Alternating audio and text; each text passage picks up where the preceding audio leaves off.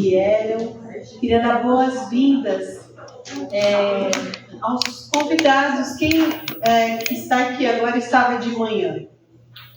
Olha, legal. E quem veio só para visitar agora à tarde? Olha quantas visitas, que legal. Queria cumprimentar uma amiga antiga, a Jude, que está aqui também como visita, que acabei encontrando lá na casa da irmã Marilene, uma conhecida de muitos anos. É muito bom ter você aqui também. Sejam todos bem-vindos e bem-vindas. Nós vamos fazer uma oração, pedir a presença de Deus mais uma vez entre nós, e aí nós vamos falar um pouquinho daquilo que a gente se propôs a falar, que é o grande mal do século, né? Que é a depressão, tá bom? Ups, melhorou. Obrigada, né? Então, curvemos a nossa fronte com uma palavra de oração. Todo-Poderoso Deus, Criador dos céus e da terra, soberano Senhor das nossas vidas, estamos aqui mais uma vez, Pai, reunidos. Tu disseste que quando 2 ou mais estiverem reunidos em Teu nome, Tu estaria entre eles, e acreditamos que o Senhor está aqui com a gente. E peço que cuide da gente, que Seu Santo Espírito molde a nossa mente, nosso caráter, trabalhe os nossos corações, para que sejamos cada vez mais felizes, mais amorosos e também mais saudáveis emocionalmente, fisicamente. Cuida da gente, cuida da sua igreja, por favor, Senhor. Nos ajude também a seguirmos as suas orientações, as suas instruções, para que tenhamos mais saúde física, mental e espiritual. Perdoa, por favor, os nossos pecados, em nome de Jesus. Amém. Amém.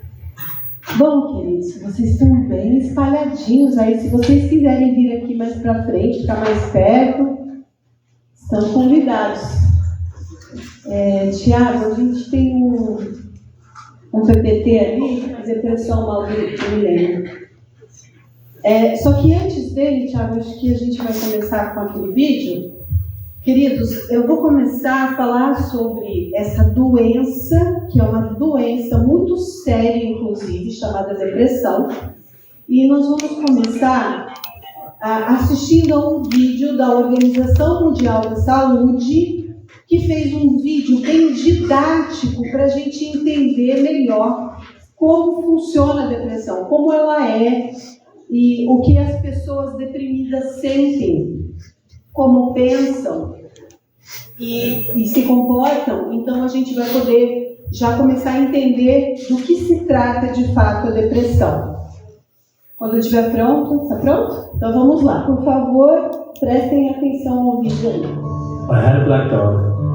His name is depression. Whenever the black dog made an appearance, I felt empty and life just seemed to slow down. He could surprise me with a visit for no reason or occasion.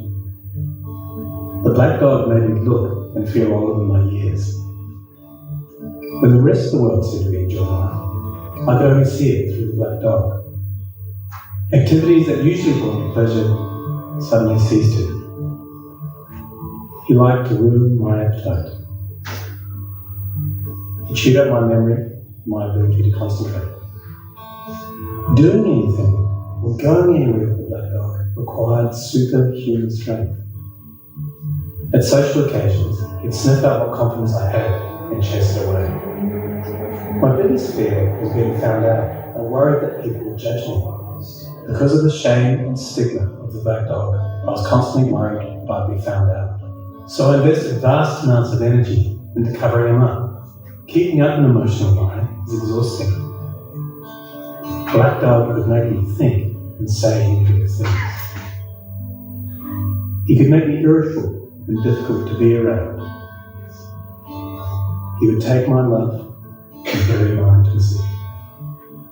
He loved nothing more than to wake me up with highly repetitive and negative thinking.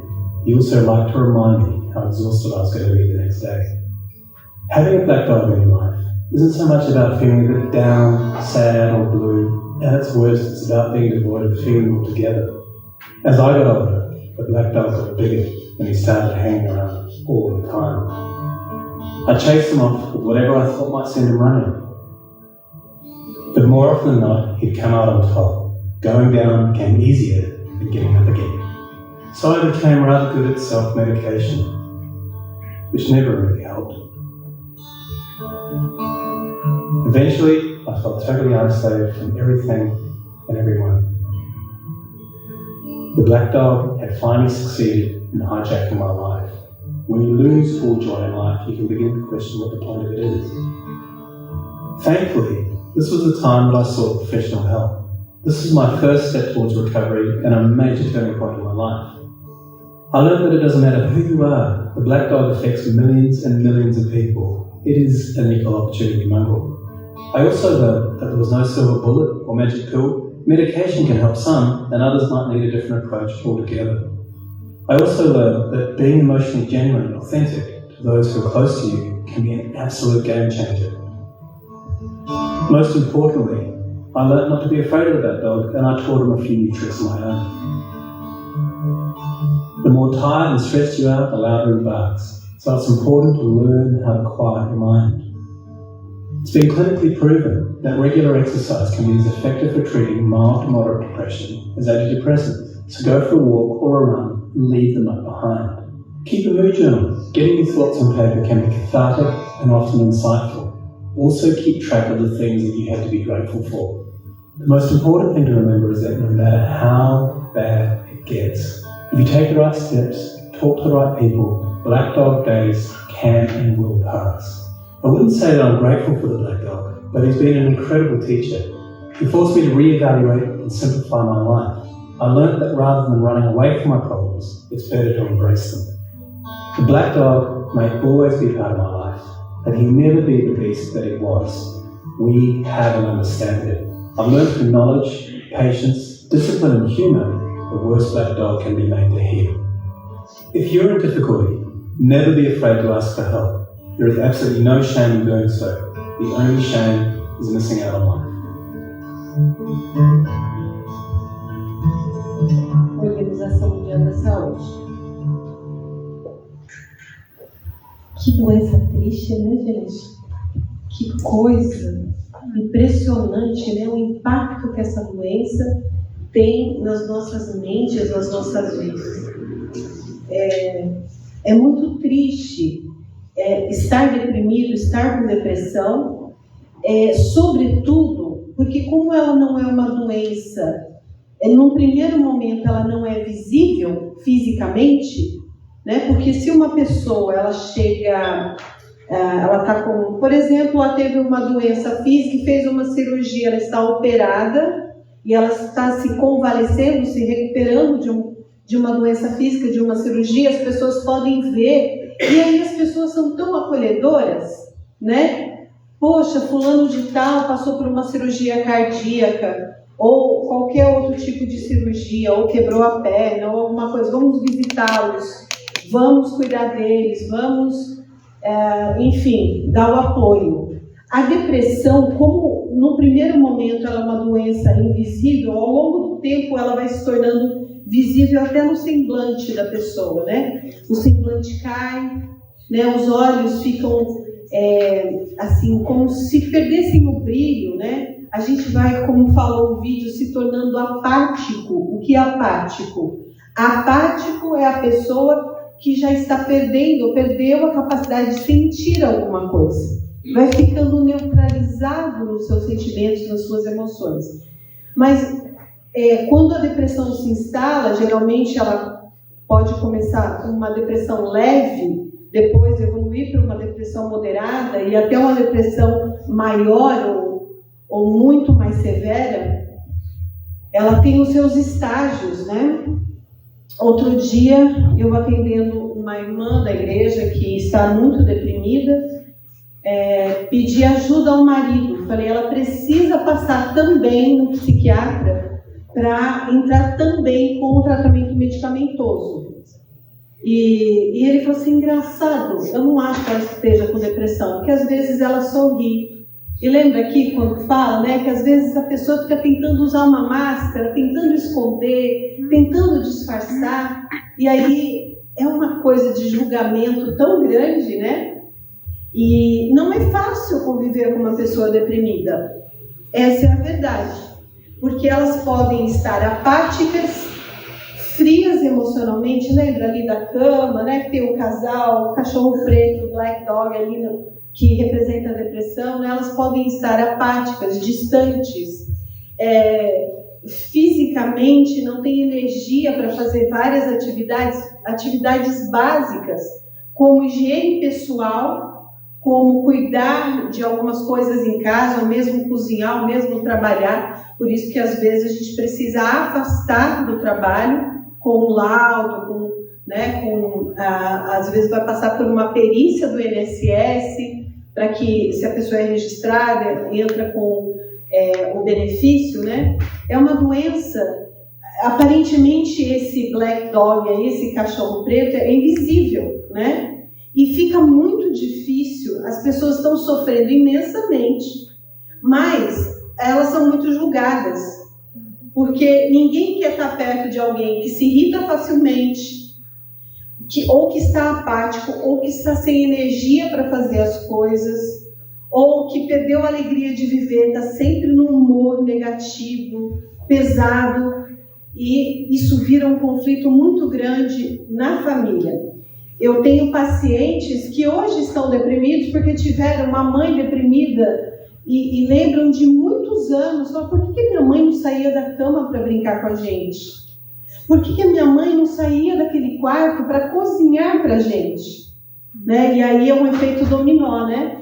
Essa criança ficou desamparada, né, dos cuidados maternos e com o tempo também deprimiu. E é lógico que tem também um fator genético envolvido nisso. As pessoas que têm ou tiveram parentes deprimidos têm mais probabilidade de desenvolver a depressão também, tem um fator genético. Então, eu vou pedir para o Thiago projetar, por favor, os nossos slides, né? Esse é um grande mal do milênio. Eu não sei se a depressão está numa proporção maior do que a ansiedade ou elas estão quase que juntas. Mas uma coisa é fato. A gente pode ter essa doença da depressão comórbida com a ansiedade. Né? A gente pode ter a comorbidade, uma depressão ansiosa, uma ansiedade deprimida, como queiram. Essa comorbidade ela também é muito comum. E faz as coisas ficarem muito difíceis internamente, dentro da nossa mente. Né? Então, depressão e ansiedade são os grandes mal do século. Né? E a gente precisa entender o que está acontecendo com a gente, com o nosso mundo, com a nossa sociedade, com o nosso estilo de vida, sobretudo, o que é que está levando a gente a deprimir tanto e como que a gente pode prevenir a depressão e como a gente pode tratar a depressão e como também a gente pode identificar quando algum amigo, parente, familiar está deprimido para ajudá-los nesse processo. Porque a pior coisa que pode acontecer é você estar com a depressão, você não está se aguentando, porque dói muito, é muito difícil lidar com isso e ainda todo mundo julgando. Mas que preguiçoso, mas que preguiçosa, não faz as coisas, não tem responsabilidade. E aí começa a coisa ficar pior, porque aí começa um grande sentimento de culpa e uma sensação de inutilidade. Uma crença de que eu sou inútil e que eu sou culpado porque eu estou fazendo as outras pessoas sofrerem. E a coisa vai tomando uma proporção, gente. Algumas pessoas chegam a ter paralisia corporal, no estágio mais avançado, e realmente ficarem paralisadas. Trabalhei com pacientes que já foram para o hospital, assim, totalmente paralisados. Eu tive pacientes que ficaram 3 anos trancados no quarto em depressão, sem sequer abrir a janela para entrar uma luz. É um estágio de muita dor, de muito sofrimento, de muito abatimento físico e emocional. Lógico que existem vários estágios, né? Mas é uma coisa que precisa ser cuidada, porque isso é muito sério. E tem gente que, de tão deprimido que está, e por não cuidar, por não tratar, por nem saber que é isso que está acontecendo, e os seus familiares também não identificarem, podem evoluir para outros transtornos transtornos ainda, né? E também podem, às vezes, atentar contra a própria vida, que é uma das grandes possibilidades de uma depressão maior, né? Então, vamos avante. Eu estou perdida aqui, gente. Ups.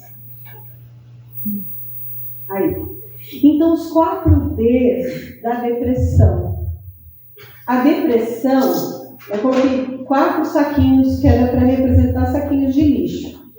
Os mais conhecidos, né, Ds da depressão, o desamor, a desesperança, o desvalor e o desamparo. Uma pessoa deprimida, basicamente, ela não está se sentindo amada nem por ela e nem pelos outros. Né? Então, ela já começa com um problema de autoestima, de falta de amor próprio e também a falta de amor dos seus familiares, das pessoas com quem convive, seus amigos. São pessoas que geralmente perderam a esperança, estão desesperançosas com a vida, com seus projetos, com os seus relacionamentos, enfim, com muitas coisas. Tem uma grande sensação de desvalor pessoal. Elas acham que não vale nada, que não tem importância, que não tem relevância, que não tem significância. E essa crença de desvalor, de que não tem um valor, vai afundando mais ainda a pessoa. E também o desamparo. Há muitas pessoas que estão se sentindo desamparadas. Podem ser crianças podem ter depressão, adolescentes podem ter depressão, adultos e idosos. Né? Às vezes é um idoso se sentindo desamparado, às vezes é uma criança dentro do círculo familiar. Cada pai, pai e mãe, né? Cada um dos pais, ou enfim, outros familiares, correndo atrás das suas atividades, às vezes porque precisa ganhar o pão e porque precisa realmente fazer as suas coisas, mas às vezes se envolve tanto com outras atividades, e às vezes, gente, é triste dizer, mas às vezes a gente exagera até com as atividades da igreja, né? E a gente se faz ausente para os nossos filhos que ficam desamparados. E olha, segundas e quintas-feiras, eu atendo por uma plataforma chamada Psyson. Nessa plataforma eu atendo só famílias ministeriais, pastores, esposa de pastor e filhos de pastor.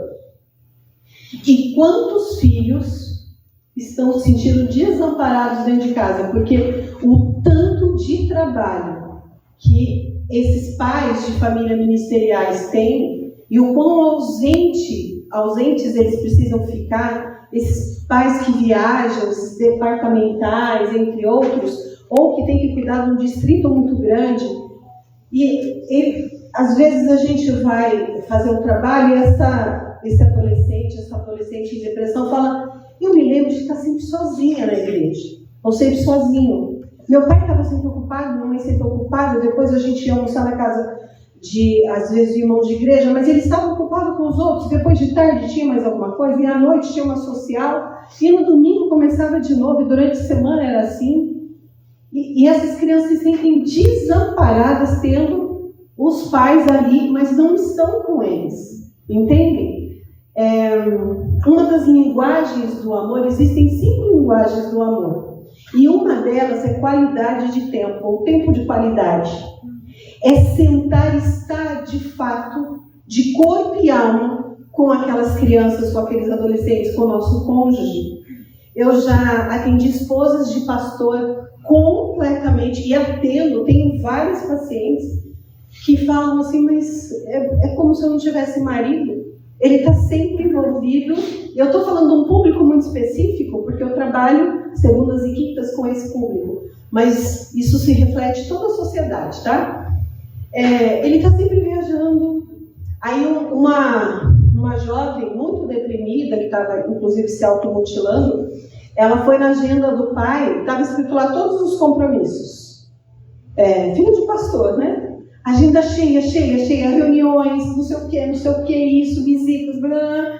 Aí ela foi, pegou uma caneta vermelha e começou a escrever na agenda do pai: ficar com a sua filha, ficar com a sua família, gastar tempo conosco. Ela foi e borrou toda a agenda dele, como quem grita desesperada: pelo amor de Deus, eu estou aqui, eu sou sua filha, eu mereço também a sua atenção, o seu cuidado, como todo o seu rebanho.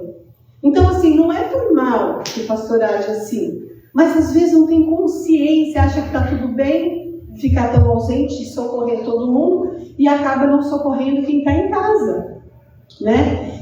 E aí vem essa sensação de desamparo, é como se essas crianças e adolescentes não tivessem ninguém por elas. Elas se sentem sozinhas. E sabe o que acontece, gente?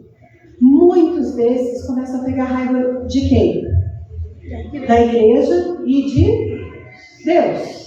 Porque Deus me tirou os meus pais de mim. A igreja me tira esse tempo de convivência. Então, queridos, nós precisamos ter equilíbrio.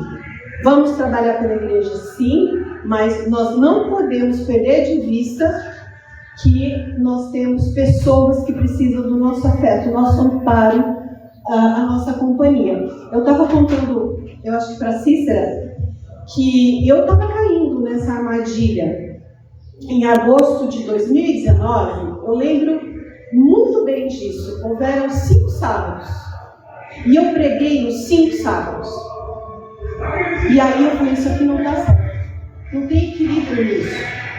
E a partir de então, foi um pouquinho antes da pandemia, eu lembro bem disso. Você pode olhar no calendário. Agosto de 2019, tinha 5 sábados. E eu preguei, eu sempre falei: e minha família? Que eu já trabalho muito durante a semana. Aí eu vou me ausentar todos os sábados da minha família, eu não posso fazer isso. E aí, então, eu decidi que eu ia abrir minha agenda para 2 sábados por mês. E todos os outros sábados que tivesse naquele mês eu passaria com a minha família. É equilíbrio. Tá tudo bem a gente servir a Deus, mas não tá tudo bem a gente abandonar os nossos, né? Então, o desamparo pode vir de várias causas. Por exemplo, uma criança que sofreu algum tipo de abuso e está manifestando através dos seus comportamentos que ela não está bem, né? Ela pode se tornar uma criança agressiva, ela pode começar a ir muito mal na escola, ela pode ter uma série de comportamentos que ela está tentando comunicar que algo aconteceu, ela não está bem. E ninguém está olhando para ela, ninguém está se importando, ou então ela começa a tomar um monte de broncas, de reprimendas, e ninguém presta atenção no que de fato está por trás daquele comportamento desadaptativo. Mais uma vez a criança está desamparada, né? Bom, principais sintomas da depressão. As pessoas deprimidas têm tendência ao isolamento social, têm tendência a se isolar dos outros. Então, quando eles começam ou se trancar no quarto, ou não aparecer nos eventos sociais demais da conta, ou não querer estar junto com a família, nos passeios, nas coisas, é um sinal de alerta. O que está acontecendo com essa pessoa? Segundo, as pessoas deprimidas têm uma tendência a desenvolver transtornos alimentares, compulsão alimentar. Ou vão comer demais, ou vão comer de menos. Ou perdem o apetite, como mostrou no vídeo aqui, ou às vezes tem deprimidos que têm compulsão alimentar. É um sinal para prestar atenção. Eu tenho uma paciente fofíssima, querida demais, 13 anos. Ela sofreu muito bullying na escola dos 10 aos 11 anos, umas coisas horríveis que ela passou. E ela começou a ganhar peso, comer demais. E aí chegava em casa, sabe o que acontecia? Crítica. Você está ficando gorda, porque você tem que fazer um regime. Onde já se viu e pai e mãe brigando com ela, porque ela estava comendo demais e ganhou muito peso.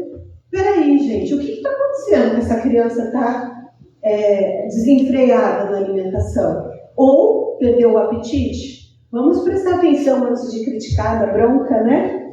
Irritabilidade e acessos de raiva, muito típico da pessoa deprimida.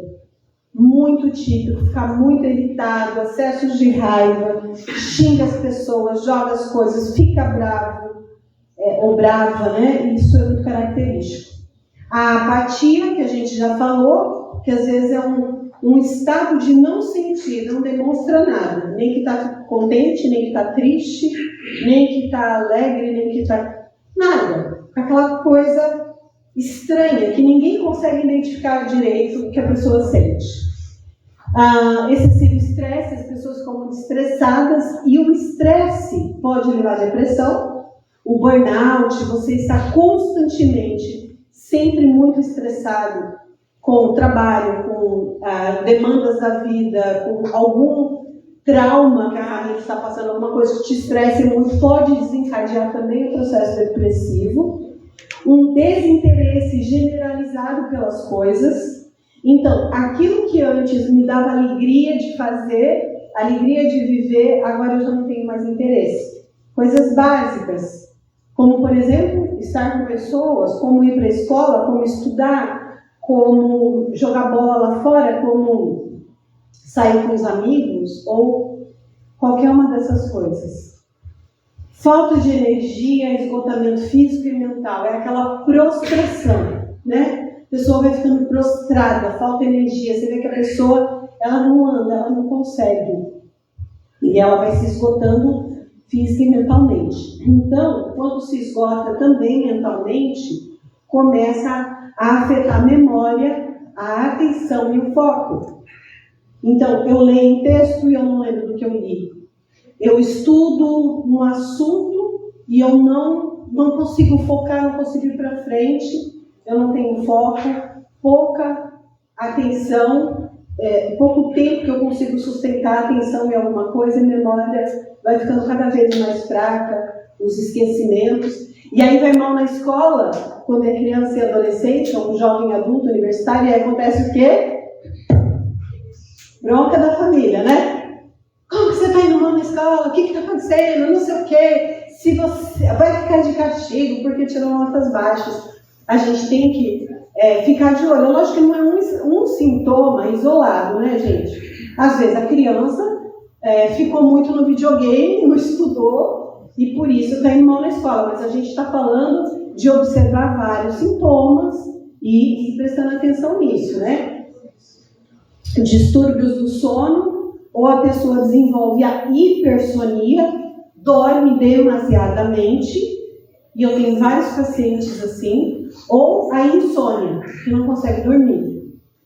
E aí tem que entrar com medicação, como indutor do sono, e aquilo tudo é bem complexo, porque o distúrbio do sono vai piorando as coisas. O cérebro, ele precisa descansar.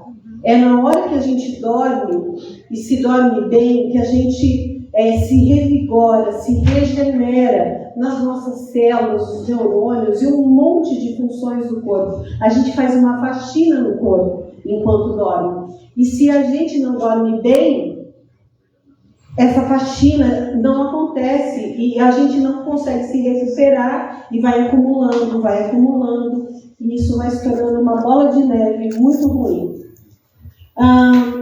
Os deprimidos podem sentir também uma tristeza excessiva, podem ficar apáticos, que é não sentir, ou podem sentir uma tristeza excessiva e ficarem muito negativos, né? Tudo está ruim. A gente chama também na psicologia cognitiva do filtro negativo, que é uma distorção cognitiva, uma distorção da forma de pensar e enxergar as coisas.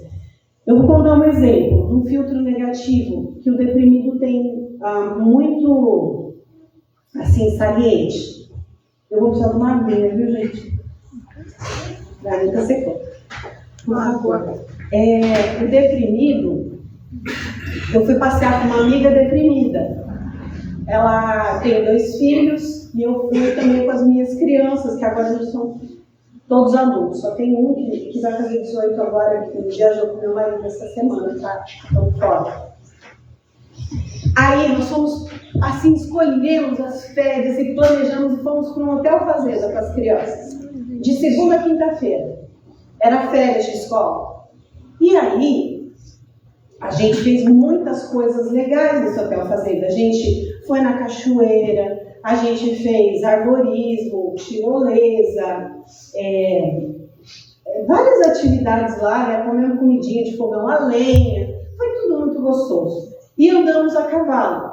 Só que aconteceu uma coisa, quando nós andamos a cavalo, nós pegamos carrapato dos cavalos. Eu acho que eles não estavam bem cuidados e aquele negócio pegou em todos. Não ficou um sem carrapato. Foi chato? Foi. Foi desagradável. Mas, quando terminou aquela semana, e ela ia contar o que a gente... sobre a nossa viagem para as pessoas, ela só falava do quê? Tudo que a gente fez, todos os dias que a gente se divertiu, relaxou, brincou, ela não contava. Ela só foi terrível, foi péssima a viagem, porque a gente pegou carrapato, que aquilo foi muito horrível, e não sei o que a gente chama isso também de catastrofização. Pegar um evento pequeno, obrigada, querido, um acontecimento isolado, um evento pequeno, e fazer disso uma catástrofe, fazer isso se tornar muito maior do que de fato é. Muito bem.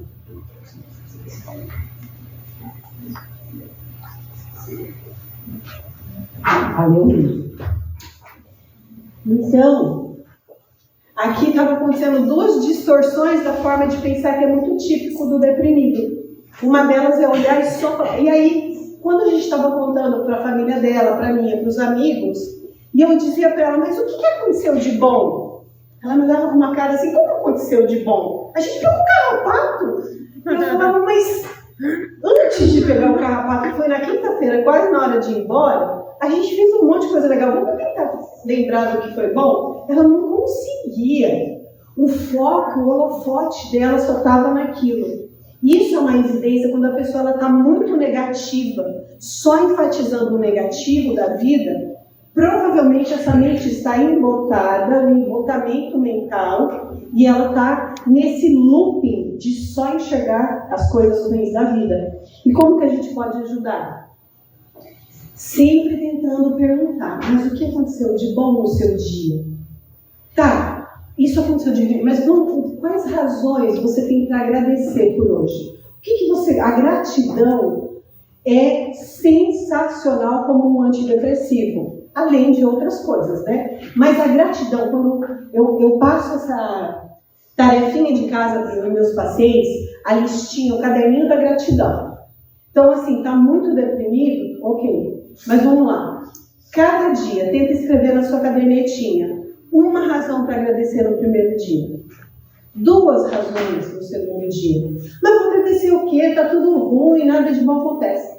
Agradece pela água que você tomou, agradece pelo alimento que você teve, pela caminha que você deita quando você está deprimida e precisa. Vamos começar pelas pequenas coisas. Pelo ar que você respira, por energia elétrica, por qualquer coisa. O passarinho que está cantando lá fora, sabe? É nas pequenas coisas que a gente vai começando a tirar o olhar do foco negativo e começa a olhar para as bênçãos, para as coisas boas. É um exercício mental que não é fácil para o deprimido, né? Então a gente vai ajudando a pessoa o que aconteceu de bom hoje? Vamos falar das coisas boas. Geralmente eles ficam até irritados no início. Como assim falar de coisa boa? Tá tudo ruim comigo. Calma lá. Tem coisas ruins acontecendo? Valida a dor da pessoa. Sim, tem coisas ruins acontecendo, eu entendo. Mas será que tem alguma coisa boa também acontecendo? Vamos tentar pensar nas razões que eu tenho para agradecer, sobre gratidão. Isso ajuda muito. O embotamento mental também tem a ver... Eu nunca tive depressão, mas os meus pacientes relatam, é como se tivesse uma nuvem cinza por sobre a cabeça, um nevoeiro, uma coisa assim, que a pessoa não consegue ver futuro, ela não consegue planejar o futuro, ela fica confusa, começa a ter uma confusão mental, a negatividade, a falha de atenção, memórias que eu falei, então vai embotando a mente. É como se... como no vídeo falou, né, o excesso de pensamentos negativos, né, como apareceu no vídeo também, começa a pensar tudo negativo, negativo, negativo, aqueles pensamentos intrusivos, né? E aí a gente tem técnicas para ajudar os pacientes a pensarem de forma racionalizada, né? A conseguirem entender que alguns pensamentos, inclusive, são automáticos, são aqueles pensamentos que pipocam na cabeça o tempo todo, mas nem sempre eles são verdadeiros. Então, é preciso que a gente entenda que a mente mente. Entenderam isso? A mente mente para a gente muitas vezes. E nós não podemos acreditar em todos os pensamentos que minha mente produz. Porque tem muita coisa disfuncional que a minha mente pode mentir para mim e produzir pensamentos que vão me deixar mal. Lembra que eu falei hoje de manhã? Aquilo que penso ou acredito vai virar emoção e sentimento, que vai virar comportamentos. Se eu estou tendo pensamentos negativos o tempo todo, como é que eu vou me sentir? Mal. E o meu comportamento vai ser negativo. Então a gente precisa pensar, como naquele texto que eu falei hoje de manhã de Filipenses, tudo que é bom, se há alguma virtude, se há algum louvor, se tem algo bom para pensar, para dizer, para falar, vamos focar nossa mente nas coisas positivas, tá? E por fim, dos sintomas da depressão é a ideação ou pensamentos suicidas.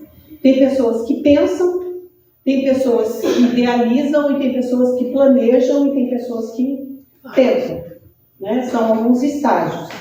Então, assim, a gente vai ver mais para frente algumas falas típicas e características de quem ou está pensando ou planejando uma coisa dessas, né? Então, mais alguns sinais. Mudanças bruscas de comportamento. Mudou da água para o vinho. Está muito diferente do comportamento natural. Abuso de álcool e drogas. Não sei se vocês perceberam no vídeo, quando ele fala assim, eu tentei meus próprios medicamentos. É como se álcool e drogas fosse um anestésico, para não sentir aquela dor, aquele sofrimento, aquela tristeza. Isolamento pode não ser característica só da fase da adolescência. Sabe aqueles adolescentes que se isolam no quarto? Às vezes não é isso, às vezes também é a depressão instalada. Pessoas se despedindo. Tem pessoas que começam a se despedir dos outros. Sabe? Começa a ligar. Falou? Oi? Oxi. Voltou. Obrigada. Então, tem algumas pessoas que elas começam a doar seus pertences, a não fazer mais conta dos objetos que gostava, começam com os comportamentos assim, de parece se despedir das pessoas, dos objetos, das coisas. A automutilação é um sinal típico de depressão, quando as pessoas se cortam, se mutilam, se machucam de alguma forma. É um sinal. Distúrbios do sono e apetite, a gente já falou. Anedonia, sentir uma sensação de tédio, de apatia. Irritabilidade excessiva, a gente já falou também. As frases preocupantes, quando uma pessoa já está num estágio de depressão moderada ou depressão maior, que ela pode começar com essas frases: eu não aguento mais. E eu ouço isso muito de pacientes. Estou cansada, não aguento mais. Sou um perdedor, uma perdedora. Eu preferia estar morto. Só trago problemas para a família, para as pessoas. Nem sei por que nasci, eu não sei por que nasci. Não vão sentir minha falta quando eu me for. Não vou te atrapalhar por muito tempo. São frases para a gente ficar atento. Ou ainda tem outras, sabe? Que as pessoas começam a dizer, tipo, eu só queria dormir e não acordar mais. É uma frase também bastante típica. Eu não queria mais existir. Fiquem atentos. É uma depressão já num nível preocupante e pode estar sinalizando até pensamentos, ideações ou até planejamentos, mesmo de suicídio. Então, vamos falar dos fatores de proteção. Como minimizar o sofrimento psíquico? Uma pessoa em depressão, ela está em sofrimento psíquico. A autoestima rebaixada, os conflitos oriundos dela, dessa autoestima rebaixada, provocam um sofrimento psíquico intenso, que podem levar ao abuso de álcool e drogas e também ao adoecimento mental. Procurar ajuda profissional para auxiliar no enfrentamento dos problemas e montar uma rede de apoio psicossocial, emocional, espiritual. Psicossocial, espiritual, tudo junto. Essas pessoas precisam ter uma rede de apoio. Elas precisam de amigos, amigas, familiares mais próximos, mais presentes. E assim, gente, se está nesse nível, precisa de psicoterapia e precisa de tratamento medicamentoso. Por quê? Porque já tem uma desregulação neuroquímica. Algumas substâncias não estão reguladas no cérebro, tipo serotonina ou outras substâncias. Então, precisa entrar com uma medicação para fazer essa regulação, esse ajuste de algo que esteja faltando ou algo que esteja sendo produzido em demasia, em grande quantidade, que é a desregulação neuroquímica. Então, precisa entrar com medicação? Sim. Eu costumo dizer assim, eu queria que vocês entendessem como que trata a depressão e também a ansiedade. Quando você tem uma febre e uma dor, é muito desconfortável sentir febre e dor, certo? Só que a febre e a dor são amigos. Como que são amigos? É desconfortável. Mas são amigos porque são sintomas que estão te comunicando que tem uma infecção, uma inflamação dentro de você. Se você não sentir febre e a dor, o que vai acontecer? A infecção e a inflamação vão piorando, pode ficar até generalizado e você virar óbito, certo? Então, quando faz uma dor em algum órgão ou a febre, você já, tem alguma coisa acontecendo. Então eu entro com o analgésico e o antitérmico para dar conta dos sintomas, febre e dor. Mas se eu ficar tomando analgésico e antitérmico para controlar os sintomas, vai passar a infecção e a inflamação? Possivelmente não. Então, eu preciso entrar com antibióticos e anti-inflamatórios. Então, vamos metaforicamente pensar assim. O tratamento medicamentoso que o psiquiatra, o neurologista passa é para dar conta do quê? Dos sintomas. Desses comportamentos e sintomas que estão anunciando que tem uma ferida emocional infeccionada e inflamada dentro da gente. E a psicoterapia, o tratamento com o psicólogo, vai tratar o quê? A causa, as feridas emocionais. Às vezes, bons psiquiatras também fazem isso, né? Ajudam a tratar as feridas emocionais, os traumas. Hoje eu falei, né? Eu sou especialista em trauma psicológico, os traumas que passamos, que a gente nunca elaborou direito, e uma hora isso vem à tona. É como se, especialmente traumas de infância e adolescência. Quando somos crianças, nós não temos condição psicológica, física e cognitiva mental para dar conta de algumas situações. A gente não tem condição, porque a gente é muito novinho, cérebro em desenvolvimento, psiquismo, personalidade em desenvolvimento. Aí, às vezes, o que o mecanismo de sobrevivência faz com a gente? A amnésia é uma possibilidade, faz a gente esquecer daquele trauma. Da amnésia, você esquece. Só que quando eu cresço e me torno adulto, ou às vezes, geralmente, 18 anos para cima, alguns aparecem na adolescência, começam a fazer sintomas. Sabe? Sintomas de depressão, sintomas de ansiedade ou de outro tipo de transtorno, que quer dizer pra gente o quê?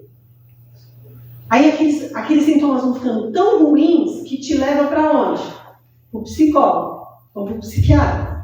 É uma forma do sistema falar, olha, lá no passado aconteceu algo muito grave, a gente abafou, a gente desligou o disjuntor aqui por um tempo, só que agora você cresceu. Hoje você tem condição de lidar com aquilo e agora você precisa tratar aquilo. A gente segurou a onda aqui, o psiquismo falando, né? Mas agora eu estou te mandando esses sintomas para comunicar que tem uma ferida inflamada lá, que precisa de antibiótico e de anti-inflamatório. E é aí onde entra a psicoterapia, para a gente trabalhar isso. E o tratamento medicamentoso entra para tratar o quê? sintomas, certo?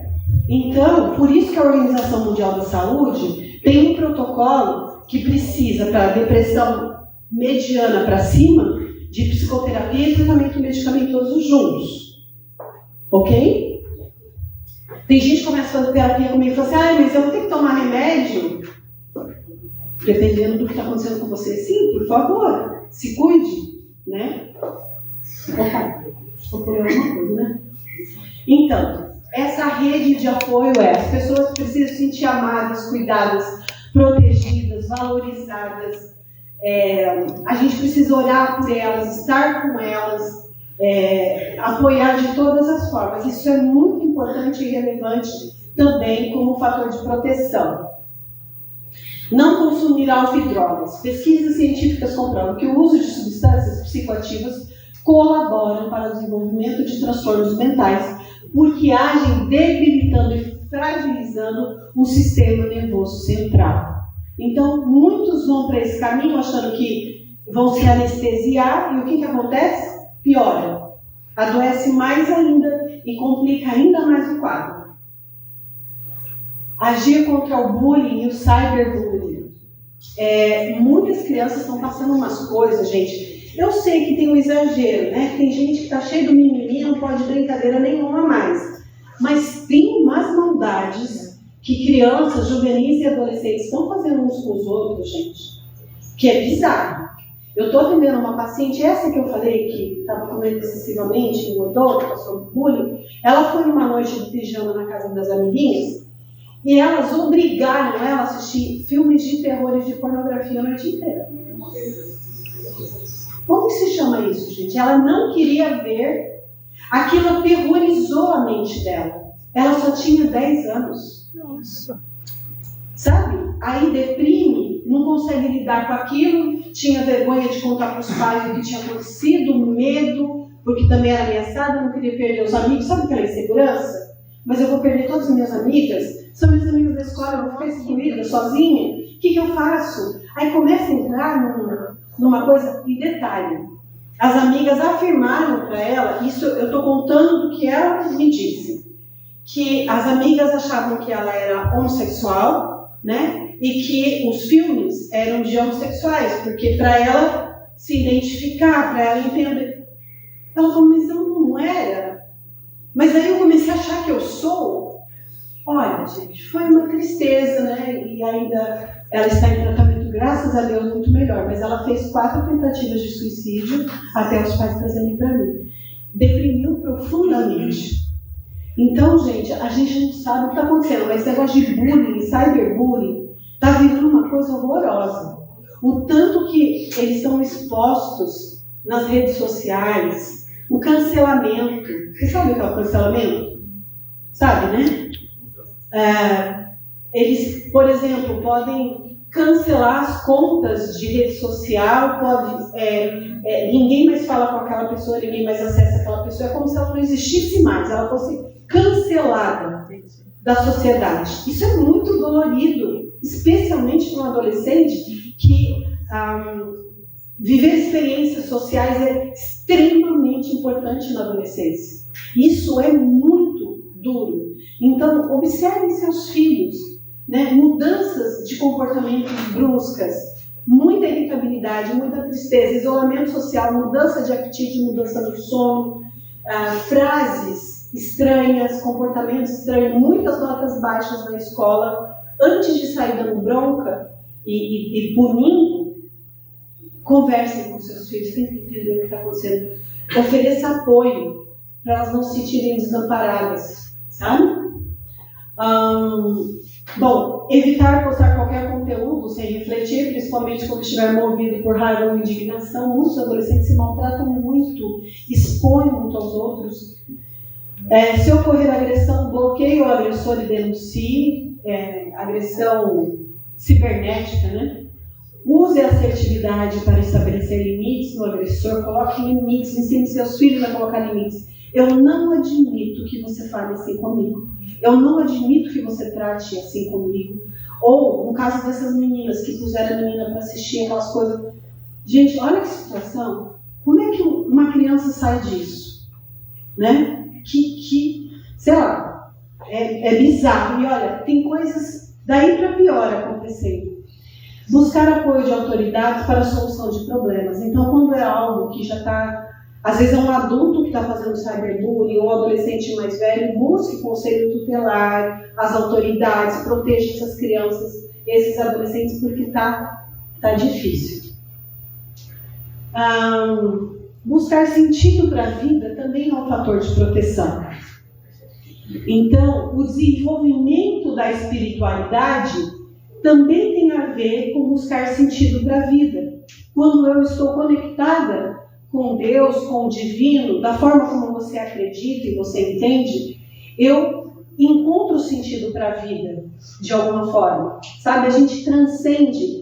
A logoterapia, que é uma forma, uma abordagem psicológica criada pelo psiquiatra e filósofo Viktor Frankl, fala muito sobre a espiritualidade no sentido da vida. Como encontrar sentido através da conexão com Deus. E a espiritualidade é bem abrangente.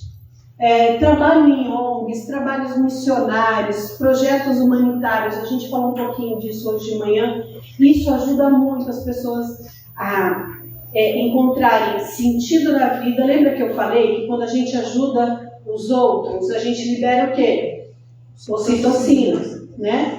Que a gente começa a liberar esse hormônio do amor, da felicidade, a gente vai se sentindo bem. Então, engajar essas pessoas em projetos humanitários, sociais, missionários, de acordo com a cultura e realidade de cada um, né? É muito bom. Atividades que promovam um senso de utilidade, fazer essas pessoas se sentirem úteis de alguma forma. E aí nós temos as terapias ocupacionais, né? Que podem ajudar a pessoa a desenvolver projetos, também artesanatos, horticultura, agricultura, jardinagem, toda forma de arte, né?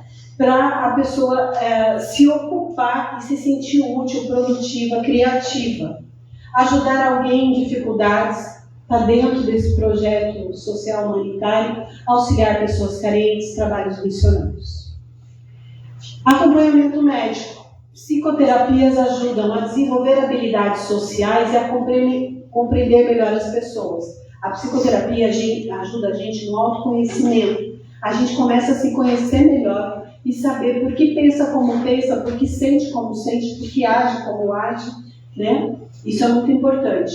Ressignificar experiências negativas da vida, também dentro do processo terapêutico. Manejar e aliviar o estresse. Buscar soluções, adquirir maior resiliência e autoestima equilibrada e, quando necessário, buscar psiquiatra para o tratamento medicamentoso também, como eu já expliquei aqui a necessidade disso. Tá? Diretrizes da Organização Mundial da Saúde para prevenir a depressão. Relacionamento interpessoal. Fortalecimento dos vínculos com amigos, parentes, pessoas que me fazem bem. A socialização é um fator de proteção. Quando eu me conecto de forma positiva e tenho vínculos positivos com as pessoas, então isso vai me liberando ocitocina também, né, que é o hormônio do amor, me conectando com as pessoas, isso faz muito bem. A socialização é importantíssima. Envolvimento com a comunidade e busca também da harmonia dentro do lar, né? Às vezes crianças deprimem por ver seus pais brigando, se insultando, se maltratando ou sendo maltratados pelos pais e outras coisas mais sérias que acontecem. Muitas pessoas, homens e mulheres deprimidos, foram abusados sexualmente em alguma fase da vida, tá? E isso é para mulheres e homens, eu atendo vários casos, tá? Então, isso é um trauma sério e que também desenvolve depressão, precisa ser tratado. Atitudes positivas que promovam o bem-estar pessoal. Busque e pratique hobbies ou atividades artísticas e restaurativas. Atividades artísticas e restaurativas é tudo aquilo que faz você criar coisas, né? Como jardinagem, plantar, colher, agricultura, qualquer atividade de artesanato, de música, de qualquer coisa, artística. Desenvolva hábitos saudáveis e que tenham rotinas periódicas. Utilize e viva com os 8 remédios naturais, que eu vou colocar aqui. Espera já vai aparecer. Desenvolvimento da espiritualidade e prática da fé. Isso aqui é muito importante também. Para uma comunidade cristã como essa, leia a Bíblia regularmente. Participe de ministérios da igreja, encontro de casais, desbravadores, corais, terceira idade e tudo mais que tem. Tenham uma boa conexão, momentos de relação interpessoal com Deus. Você e Deus sozinho, fora do ambiente da igreja, né? E esses são os 8 remédios da natureza. Uma alimentação equilibrada ajuda muito. Exercício físico ajuda demais a conta. Isso é sério. Ajuda quase tanto quanto os medicamentos. Fazer atividade física, você começa a produzir hormônios e neurotransmissores que a gente não produz se não estiver se exercitando, ou não na quantidade que a gente precisa. Isso ajuda muito. O equilíbrio, a temperança em todas as coisas, o repouso, dormir bem, descansar, tirar férias quando pode, né? O repouso, o ar puro, sair para caminhar junto à natureza, encher os pulmões de ar, fazer exercícios de respiração, muita água pura, tomar sol para pegar vitamina. Eles falam vitamina D, vitamina agora não é mais vitamina D, é o hormônio K, né? Parece que mudou de nome, mas enfim, isso ajuda muito. E a confiança em Deus, que são os 8 remédios da natureza que a gente conhece, né? Que são amplamente divulgados e estimulados pela Igreja Adventista. Coloquei aí que tudo isso ajuda muito.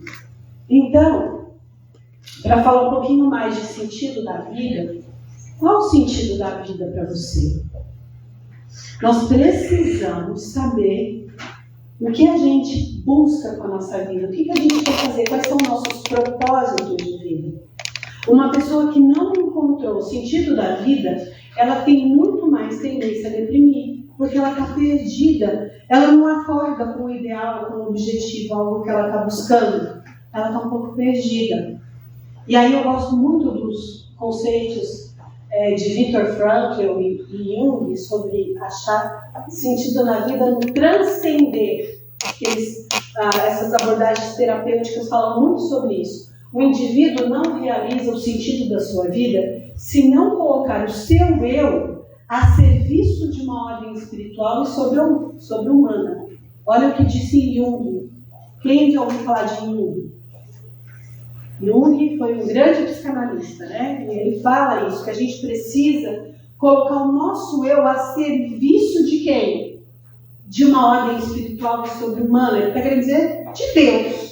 Claro que cada pessoa, cada povo, cada cultura entende Deus de uma maneira diferente, né? Talvez alguém lá da Ásia entenda de um jeito, a gente de outro. Mas o importante é a gente se colocar a serviço de Deus, para ajudar as outras pessoas, para curar as outras pessoas, para abençoar as outras pessoas. Eu falei disso de manhã, né? No duplo benefício da gente ajudar, volta em bênção para a gente. O Viktor Frankl, ele foi um médico psiquiatra. Quem já ouviu falar de Viktor Frankl? Ele é o fundador da logoterapia, que é uma abordagem terapêutica reconhecida no mundo, né? Ele foi prisioneiro nos campos de concentração, em alguns campos de concentração. Ele escreveu um livro que chama Em Busca de Sentido. Quando ele estava dentro do campo de concentração, ele escreveu alguns livros. E ele teve a oportunidade de sair do campo de concentração, acho que de Auschwitz, e ele não quis sair, porque ele encontrou sentido na vida dele fazendo o quê? Ele era médico. Ele não era psiquiatra, ele era neurologista. O que ele fazia? Ajudava pessoas. Todos os dias ele levantava naquele inferno que ele vivia, que passava fome, frio e todo tipo de humilhação e abuso, mas ele levantava determinado para fazer o quê?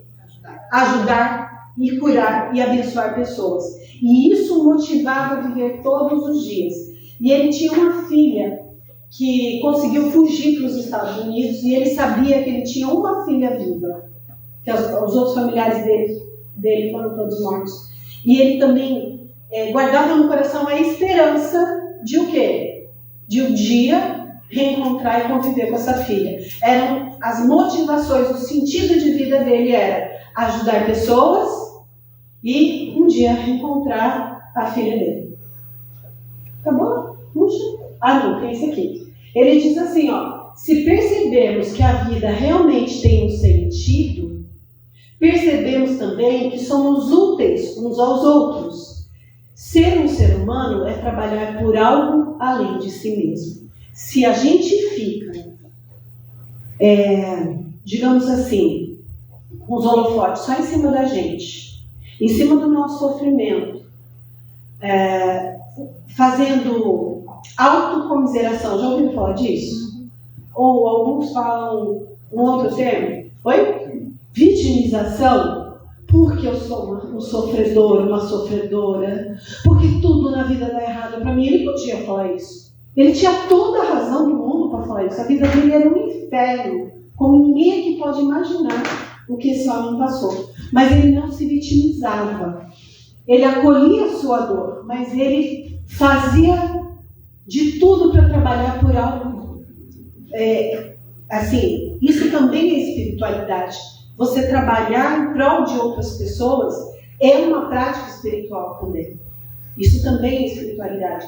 E foi aí que ele encontrou o sentido da vida dele. Então ele fala, se percebemos que a vida realmente tem um sentido, percebemos também que somos úteis uns aos outros. Não tem como ter sentido na vida sem sermos úteis uns aos outros. Ser um ser humano é trabalhar por alguém além de si mesmo. Não vou fazer propaganda de beleza, mas eu podia estar em casa hoje dormindo. Meu marido e meu filho estão viajando, a outra faz medicina na Argentina, o mais velho casou, mora em outra cidade. Mas eu estou aqui, por que eu estou aqui hoje com vocês? Para ajudar vocês. E isso me faz muito bem, isso dá sentido à minha existência e dá sentido à minha vida. Por que eu abro a agenda 2 sábados por mês para estar nas igrejas com as pessoas? Para ajudar as pessoas. E isso me faz muito bem, gera ocitocina e por isso que eu sou feliz. Entendeu? Então, queridos, é sobre isso que eu estou falando, é ir para além de nós mesmos, parar de olhar só para a nossa dor e começar a ajudar os outros, estender a mão, a gente começa a entrar num movimento muito positivo, muito legal. Isso também é fator de proteção contra a depressão, dentre todos os que foram citados, mencionados aqui. Tá bom? Alguém tem alguma dúvida? A gente acabou com essa parte mais explanativa, né? Ficou alguma dúvida para vocês? Para que esse papel aqui? O papel eu já vou falar já. Mas eu queria saber de depressão. Fatores de risco e fatores de proteção. Alguém ficou com dúvidas? Eu quero fazer uma pergunta. Claro. Eu estou vivendo uma situação de depressão em casa bastante séria. A minha filha está bastante deprimida e ela criou ou seja, ela hoje odeia minha outra filha. A minha outra filha faz mal para ela. E toda vez que a minha filha, a outra, abre a boca para falar alguma coisa, ela tem essa agressividade de derrubar coisa, bater em coisa, se bater na parede, bater a cabeça, quebrar o que está em volta. Como é que a gente pode lidar com isso? Como é seu nome? Irlene. O que eu tenho para te dizer é assim, a sua filha, ela está num quadro depressivo bem sério, bem grave, e eu tenho a impressão que tem mais alguma coisa além da depressão. Ela está adoecida emocionalmente e psicologicamente. A gente precisaria, não tem como eu te dizer o que fazer, porque eu não a conheço, eu não conheço a história dela, eu não sei o que aconteceu na história dela, ela com ela mesma, ela na relação com essa irmã, ela no seio familiar, para te orientar. Foi isso, foi aquilo, aquilo outro. Por isso que a gente precisa de terapia. O que eu posso te falar é amor e acolhimento, ternura e paciência sempre funcionam muito bem. Mas além disso, além de amor, acolhimento, abraço, aconchego, mesmo na hora de uma crise, filha, posso te dar um abraço? Eu sei, valida a raiva dela, eu sei que você está com raiva, nem sei exatamente porquê, mas eu quero fazer você se sentir bem. Tem alguma coisa que eu possa fazer? É oferecer o seu carinho, o seu cuidado, a sua atenção. Às vezes, é até disputa de atenção. Eu não sei, eu tenho uma pacientezinha de 12 anos que ela ganhou a irmãzinha quando ela tinha 5. E ela está deprimida. E ela fala assim para mim, que ela odeia a irmã dela. Mas por quê? O que a sua irmã fez? Ela nasceu e roubou toda a atenção de mim. Eu tinha toda a atenção dentro de casa, ela nasceu e os meus pais, meus avós, todo mundo, era tudo sobre ela. E eu fiquei de lado. Às vezes a família está tão envolvida com aquele cuidado com a bebezinha nova que chegou, o bebezinho, que esquece o outro ali. E nós temos temperamentos diferentes. O que para uma criança não é muita coisa, para outra pode ser terrível, porque nós somos diferentes. Então eu não sei exatamente o que foi que aconteceu. Eu sei que eu tenho um paciente também que assim acha que a irmã, ela tem um transtorno de déficit de atenção, TDAH, e por isso ela não vai tão bem na escola. E a irmã vai muito bem na escola e é sempre muito elogiada. E ela tem um transtorno de dificuldade. Ela recebe elogios? Não. Anos após anos, uma é glorificada e colocada no pedestal. A perfeitinha, como ela diz, a minha irmã é a perfeitinha. E eu sou a escória da humanidade. Entende? É como ela se enxerga. Não sei se é isso. Eu estou falando de possibilidades, hipóteses, mas eu teria que conhecer e saber exatamente o que de fato passou. E, enfim, pode ser muita coisa, tá? O caso da nossa filha é bastante complexo. Começa porque ela é filha do coração. Começa uma série de outras coisas. E nós descobrimos há pouco tempo que o lítio está muito baixo. Está desregulada a neuroquímica. E isso tem provocado nela alguns transtornos, né? E ela está tomando lítio, mas a gente não consegue ver grandes avanços. Quando a gente acha que está avançando, parece que regride. Ela tem acompanhamento psicológico, ela tem acompanhamento com o biologista, né? Mas mesmo assim é muito complexo. Né? Existem muitos fatores que poderiam ter desencadeado tudo isso. Então, irmão, como é seu nome? Magalhães. Quando você me disse que ela é filha do coração, e eu tenho uma também, a do meio, os filhos do coração, eles podem vir com um trauma chamado rejeição e abandono. Existem 5 feridas emocionais que mais impactam o psiquismo humano: abandono, rejeição, humilhação, injustiça e traição. São 5 feridas emocionais que infeccionam de um jeito que pode realmente adoecer muito um ser humano. Os filhos do coração, e a minha adoeceu também, porque ela já veio de um histórico de abandono e rejeição. Eu trato traumas gestacionais, traumas que já aconteceram quando ela estava sendo concebida, e traumas perinatal, que depois de nascido, a rejeição às vezes... Gente, isso é tão complexo, mas o que acontece? Eu vou falar de uma coisa que eu não esperava entrar, que tem mais a ver com o trauma, né? O trauma de abandono e rejeição, ele é muito sério e ele pode desenvolver uma agressividade ou autoagressividade ou agressividade contra o outro muito grande. Às vezes, nós sofremos de dissociação. O que é dissociação? É bem complexo eu teria que fazer um momento só para explicar isso. Mas eu tenho muitos pacientes que dissociam por causa dos seus traumas. É como se eu tivesse um sistema emocional, tá? Então aqui dentro de mim tem a Luciana de 3 anos com as suas vivências e seus traumas, a de 5, a de 7, a de 8, a de 10, a de 12, a de 15, a de 20, 25. Eu tenho várias partes de mim mesmas, né, gravado no meu sistema nervoso central, minhas memórias, minhas sensações, minhas percepções, desde a concepção. Então, quando a gente trata trauma gestacional, você vê que o bebê ele não tem memória, porque o hipocampo não estava formarem, mas ele tem sensações que a própria genitora ou mãe já passava, do estresse que estava passando, de traumas que passou e muitas coisas. Então, o que o sistema faz? Às vezes tem uma parte nossa que ela está dissociada do sistema emocional como um todo. É como se fosse uma partezinha fora da caixinha. Ela não está integrada no sistema emocional. E aí um disparador, qualquer coisa que ativa aquela ferida de rejeição, de abandono, ou de um trauma de abuso, que é muito comum, ou outras coisas, vem aquela parte e toma a mente. Não é espiritismo, tá, gente? É psiquismo, é psicologia mesmo. Se vocês assistirem um filme Divertidamente, quantos já assistiram? Vocês lembram que cada hora uma emoção toma o controle da mente? É como se de repente a raiva por ter sido abandonada, rejeitada ou abusada fisicamente, sexualmente, tomasse a mente naquela hora e a pessoa, ela nem lembra. Tem um grande especialista em trauma que fala assim, o trauma nem sempre ele volta como memória, às vezes ele volta só como reatividade, só como reação, a pessoa nem lembra, porque era tão novinha que não consegue nem lembrar exatamente o que era, mas ela sentiu. E ela está reativa, ela está reagindo.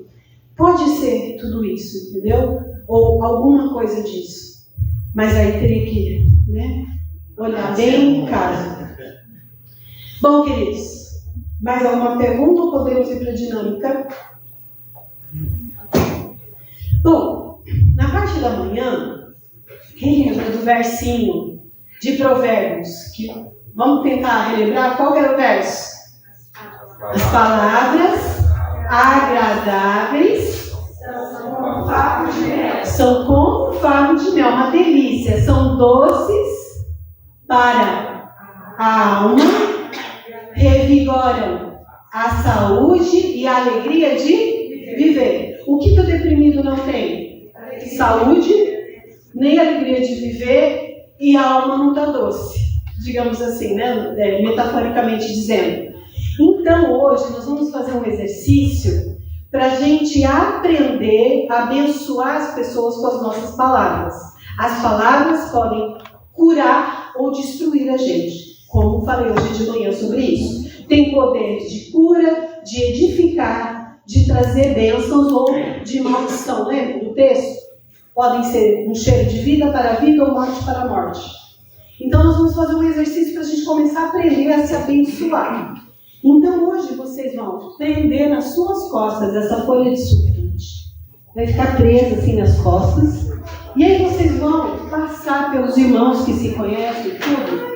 E vocês vão falar pelas costas hoje. Mas é para descer o verbo e falar pelas costas. Só que só pode falar bem. Só que, como não dá para ficar falando, nós vamos escrever pelas costas.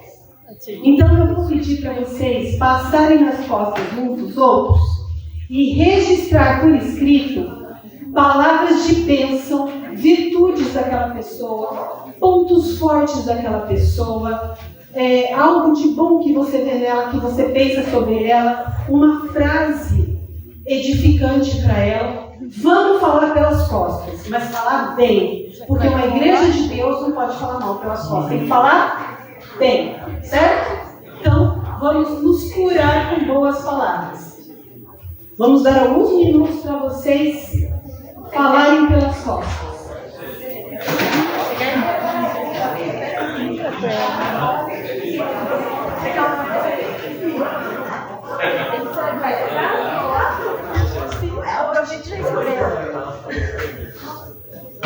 Será que dá para escrever? E aí? Fiquem à vontade para falar pelas costas, vocês são autorizados. Mas falem bem.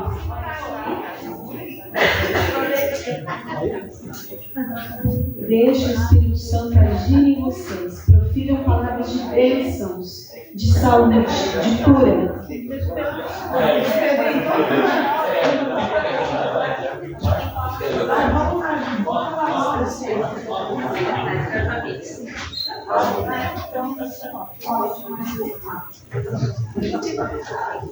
Deixa eu escrever isso. Mais beleza.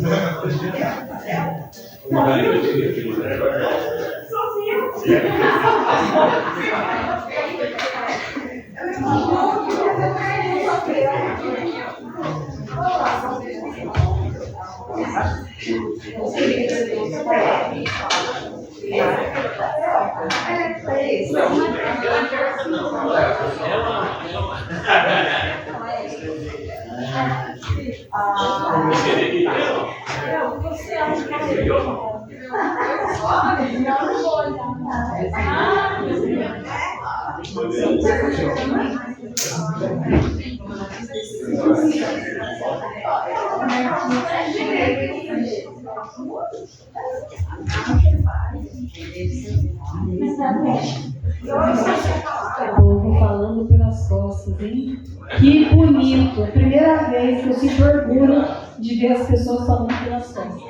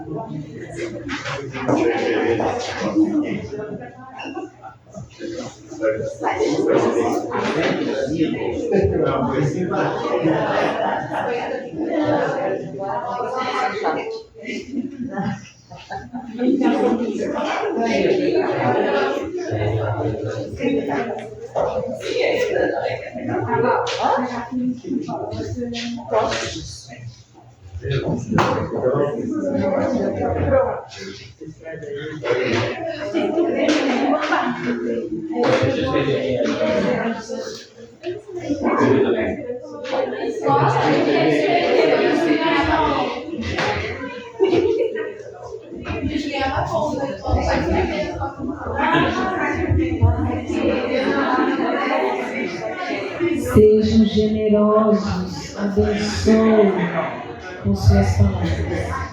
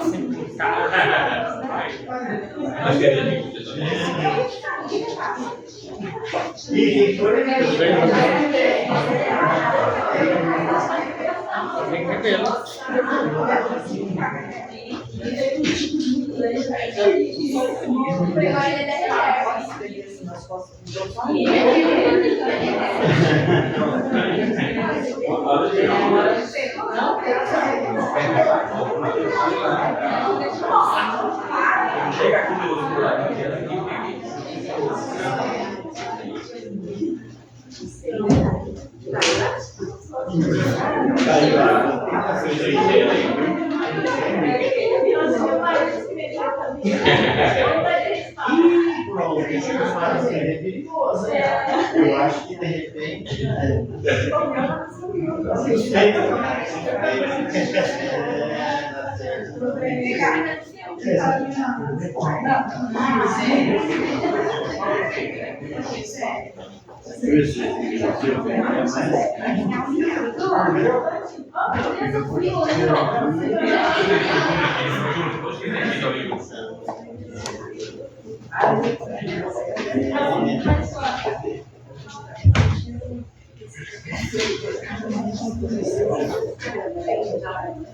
Pronto. E aí? Tá, deixa eu escrever, cadê as fotos? Deixa eu escrever. Vocês têm que ver a carinha de vocês falando pelas costas. Está muito legal.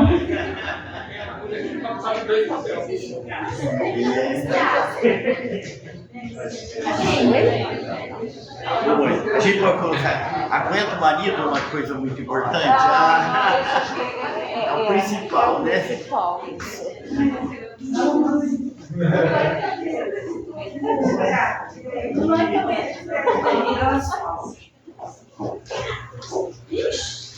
Nossa, ele vem aquilo ali, ó. De volta. Não, você escreveu um livro aí.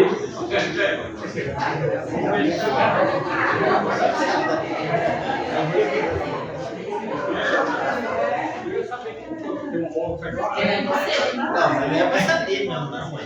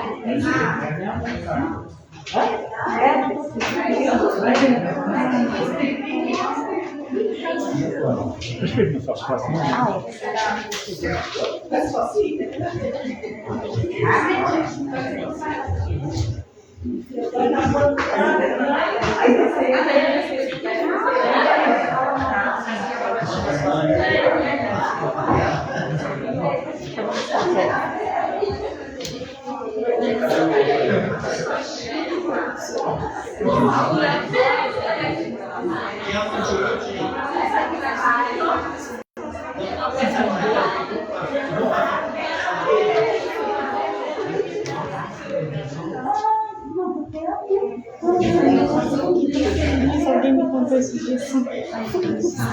Vai ser.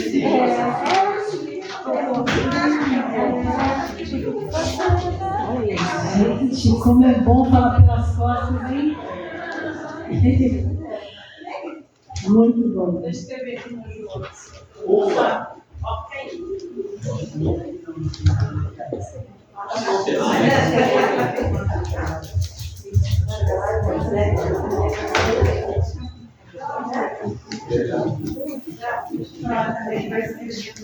Aí eu já comigo, ainda sem. Ai, fala a verdade, né? Nossa, eu nem sabia. Oi?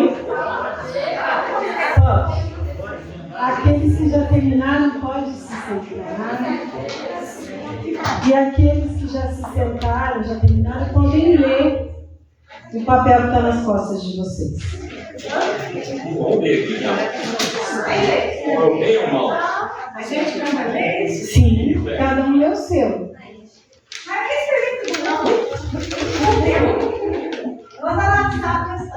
Manda no WhatsApp, no grupo. Podem tirar os papéis das suas costas, podem ler, escreveram sobre vocês. Pode deliciar? Hã? Pode o quê? Pode se deliciar com as palavras doces como um favo de mel, que trazem, que revigoram a alma, o corpo, trazem alegria de viver.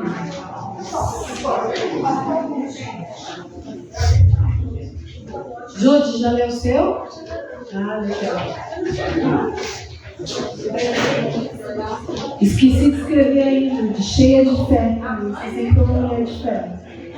Tá vendo? Tem tanta coisa boa para falar, né? Queridos, eu quero eu vou pedir para a Cícera, que foi quem me chamou para vir aqui hoje. Cheio de citocina agora. Tá cheio de citocina, que delícia, como a citocina é boa. Eu queria que você dissesse como você se sente lendo o que as pessoas escreveram para você. Eu sinto que as pessoas têm um carinho especial por mim. E foram elogios, foram palavras agradáveis, palavras que a gente gosta de ouvir. E nem sempre nós ouvimos, porque nem sempre estão juntos, né? Mas muito confortante saber que tem pessoas que nos querem bem. Que lindo. É um bálsamo para a alma. Deixa eu escolher um homem agora. Magalhães, vem cá. Gente, eu tô conhecendo uns nomes. Tá vendo? Diga como você se sente lendo essas palavras. Olha, a gente sente assim, eu me senti muito bem, eu me senti algo que parece que realmente, como disse o irmão, bálsamo para a alma, é algo que a gente, é o que eu gostaria de ser. Não sei se eu sou tudo isso, mas eu gostaria de ser tudo isso. Tem uns loucos que acreditam. Tem uns loucos que acreditam nisso. É isso aí, gente. O que eu queria que vocês entendessem é como faz bem para a alma receber elogios, receber palavras boas. E quanto isso pode curar as suas feridas e curar as feridas dos nossos familiares, dos nossos amigos, dos nossos irmãos, colegas de trabalho e tudo mais. Às vezes, tudo que a pessoa precisa num dia é um sorriso e uma palavra amiga, um elogio, um pensamento de afirmação, de positivo.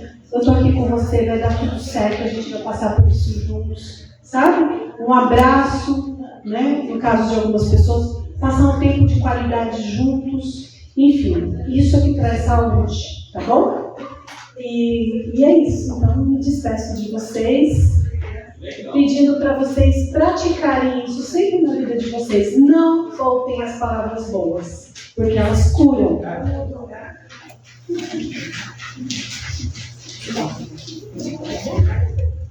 Beleza? Pega lá. Nós queremos agradecer a sua presença. Você trouxe um ânimo, um vigor, uma alegria para nós com suas palavras. Tanto de manhã quanto agora. Vai ficar uma lembrancinha nossa para você. É lindo? É lindo. Tá cheiroso, hein? Isso é muito cheiroso. Gente, que linda. Obrigada, igreja. Obrigada. Que lindo. Que você leve o nosso abraço de toda a igreja do Distrito de Mirim. E que possamos contar com a sua presença quando nós precisarmos, que os outros podem dormir. Quando nós quisermos você novamente, você possa ver. Amém. Mesmo que eu tenha que brigar com a NASA. É que a NASA é uma outra amiga nossa, é distrital, e nós estamos competindo, né? Então ela tem que ceder de uma parte, eu cedo da outra. Mas eu estou muito feliz, viu? As palavras que você trouxe hoje nos deixou um alerta, abriu os nossos olhos e mostrou para nós como que nós devemos tratar o nosso próximo. Nós devemos ser mais amigos, mais companheiros e mais, eu tenho contado, depois eu passo, tá? E mais amorosos uns com os outros. Porque nós estamos aqui no mesmo barco e esse barco vai nos conduzir até a salvação. Amém. Amém?